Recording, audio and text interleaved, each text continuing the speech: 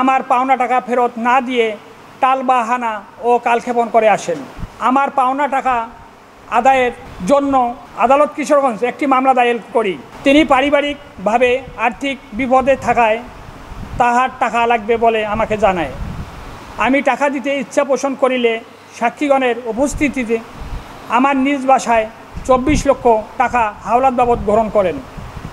তিনি 2 মাস পরে টাকা ফেরত দিবে বলেন এবং বিনিময়ে তিনি প্রমাণস্বরূপ আমাকে 21/11/2021 তারিখে একটি 150 টাকার স্ট্যাম্পে অঙ্গীকারনামা দেন। টাকা ফেরতের নির্ধারিত সময় পার হয়ে গেলেও তিনি আমার পাওনা টাকা ফেরত না দিয়ে টালবাহানা ও কালক্ষেপণ করে আসেন।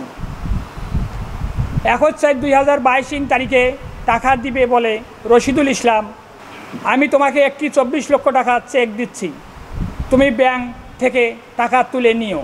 ব্যাংকে টাকা উত্তোলনের জন্য ব্যাংকে গেলে ব্যাংক কর্তৃপক্ষ আমাকে জানান ওই অ্যাকাউন্টে অর্থাৎ রশিদুল ইসলামের অ্যাকাউন্টে কোনো টাকা নেই।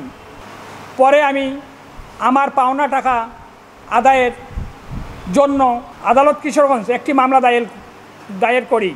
রাশেদুজ্জামান মিল্টন 6ষ্ঠ উপজেলা পরিষদ নির্বাচনে প্রার্থী হওয়ায় তাহাদের অর্থের প্রয়োজন হয়, তাই তিনি মাগুরা চেকপোস্ট মেইন রোড সংলগ্ন একটি জমি বিক্রি করার প্রস্তাব করিলে আমি নিতে সম্মতি জ্ঞাপন করি।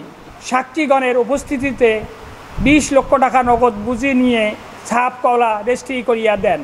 31/8/2024 তারিখে জমিতে গেলে আমাকে দেখিতে পেয়ে রশিদুল চাচা তার দলবল নিয়ে জমির সীমানা খুঁটি তুলে ছুঁড়ে ফেলে দেয়, আমাদেরকে অকথ্য ভাষায় গালিগালাজ করে।